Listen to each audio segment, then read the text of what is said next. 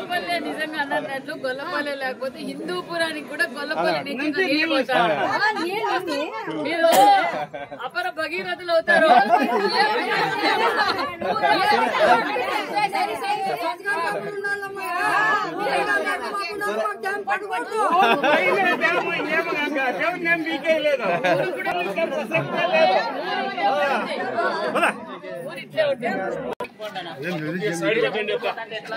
సైడ్కి వచ్చాను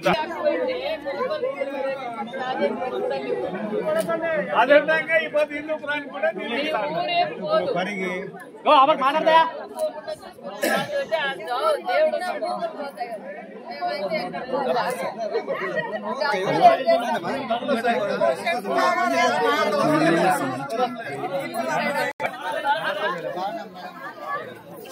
ఒకటి చెప్పండి. ఈ రిజర్వాయర్కి సంబంధించి మీరు గోరంట్లలో కూడా ప్రకటన చేస్తున్నారు.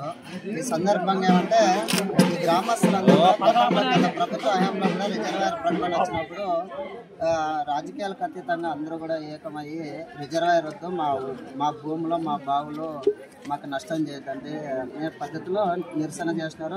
కలెక్టర్ వరకు పాదయాత్రగా పోయినారు. ఆ సందర్భంగా కలెక్టర్ గారు వాళ్ళందరూ కూడా అప్పుడున్నటువంటి పాలక వర్గము వాళ్ళందరూ కూడా లేదు రిజర్వాయర్ మేము పునరాలోచించి అవకాశం ఉంటే వేరే చోట్ల మారుస్తాము అని అప్పుడున్న మంత్రివర్యులు కూడా అదే నిర్ణయం తీసుకున్నాం. మేము కలెక్టర్తో మాట్లాడి అవకాశం ఉంటే వేరే చోట ఇస్తాము, ఫీడ్బ్యాక్ ఇస్తాము. మీరు ప్రకటన వచ్చిన తర్వాత కొద్దిగా గందరగోళము భయము వచ్చింది. అవకాశం ఉంది మేడం.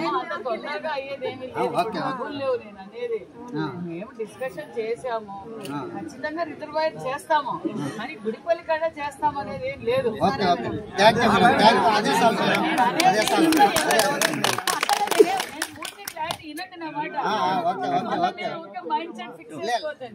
అవకాశం ఉన్నంత వరకు ఇక్కడ వేరే చోట ట్రై చేసి, ఎక్కడ అవకాశం లేకపోతేనే మీ అందరితో కూర్చొని చర్చించి ఒక నిర్ణయం మేము తీసుకునేది కాదు. గ్రామస్తులు అందరితోనూ కూర్చొని ఏం కథ వేరే చోట చూస్తున్నాం, ఎవరికి ఇబ్బంది లేకుండా ఏం కథ అనేది ప్రయత్నం చేస్తున్నాం. గవర్నమెంట్ భూములు ఎక్కువగా ఉన్న చోటే తీసుకుంటాం కాబట్టి దాన్ని బట్టి ప్లాన్ చేస్తాం. ఏం దాని గురించి టెన్షన్ పడద్దు.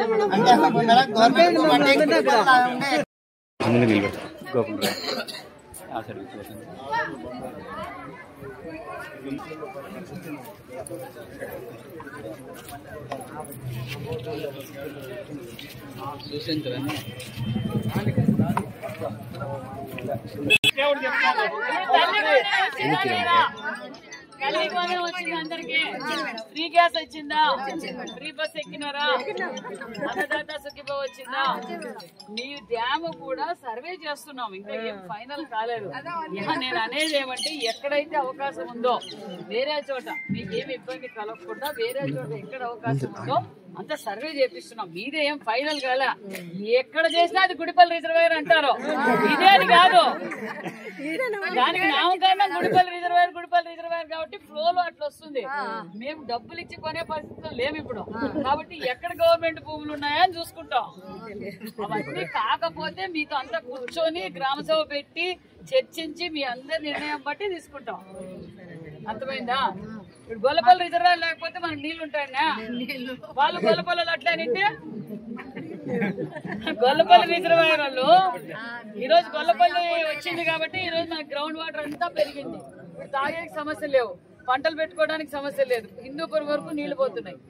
నేను అనేదంటే ఇప్పుడు చిలమత్తూరు, గోరెంట్ల, మరి లేపాక్షి మండలాలకి మనకి ఇబ్బందిగా ఉంది. ఏం కదా డిస్కషన్ జరుగుతుంది. ఊరు పోదు, మన ఫామ్ అలాగే ఆశీర్వాదం మనకు ఉంటుంది. ఏమి ఊరు పోదు. మీరు ఆలోచన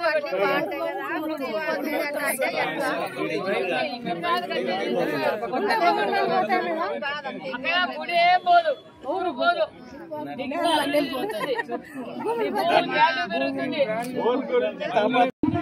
గుడిపల్లి గ్రామస్తులందరికీ నేను తెలియజేసేది ఒకటే, గుడిపల్లికి రాగానే మాకు రిజర్వాయర్ వద్దు అని అన్నారు.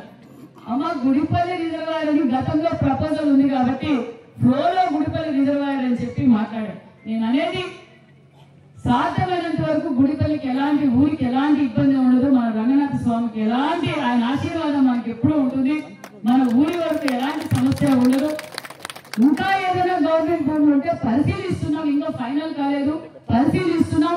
పరిశీలించిన తర్వాత నేను, బాలకృష్ణ గారు, మరి కలెక్టర్, మా ఎంఆర్ఓలు అందరం కూర్చొని డిస్కస్ చేసి ఎవరికి ఏ ఇబ్బంది రాకుండా చేస్తామన్న విషయాన్ని కూడా మీకు అందరికీ తెలియజేస్తున్నాం. మన గ్రామానికి అయితే ఎలాంటి ఇబ్బంది ఉండదు. ఈ రోజు మన అపర భగీరథ అని చెప్పాలి చంద్రబాబు నాయుడు గారు. ఈ రోజు రాయలసీమలో సాగునీరు, తాగునీరు అందుతున్నాయి అంటే అపర భగీరథ చంద్రబాబు నాయుడు గారు. ఈ రోజు గొల్లపల్లి రిజర్వాయర్ తీసుకొచ్చారు కాబట్టి ఈ రోజు మనం తాగునీరు, సాగునీరు అందుతున్నాయి.